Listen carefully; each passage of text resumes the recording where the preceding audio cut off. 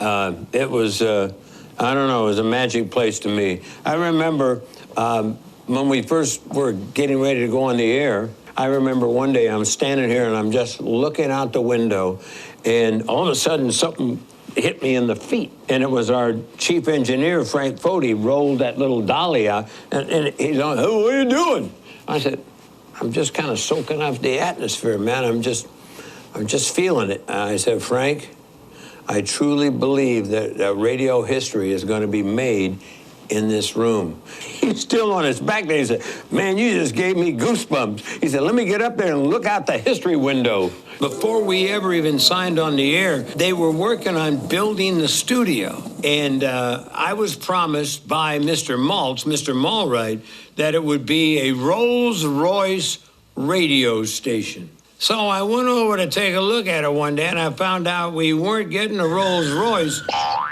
We were getting a Volkswagen. They had this fella in there, and he said, "You must be the new punk, Scott Shannon." And I go, yeah, who are you?" He said, "Well, I'm your boss. I'm the chief engineer."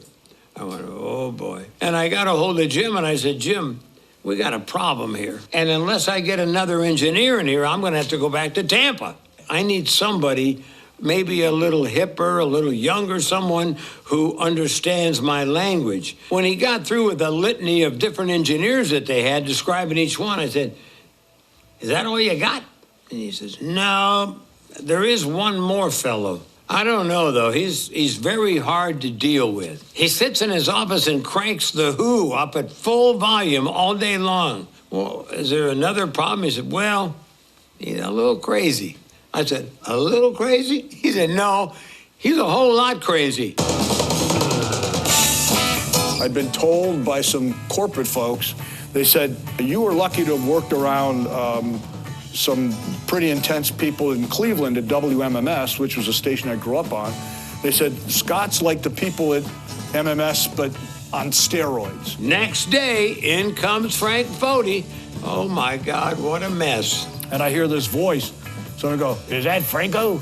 "Yeah." He goes, "Hi, my name's Scott Shannon." I told him, I want a radio station that pounds, that jumps out of the radio.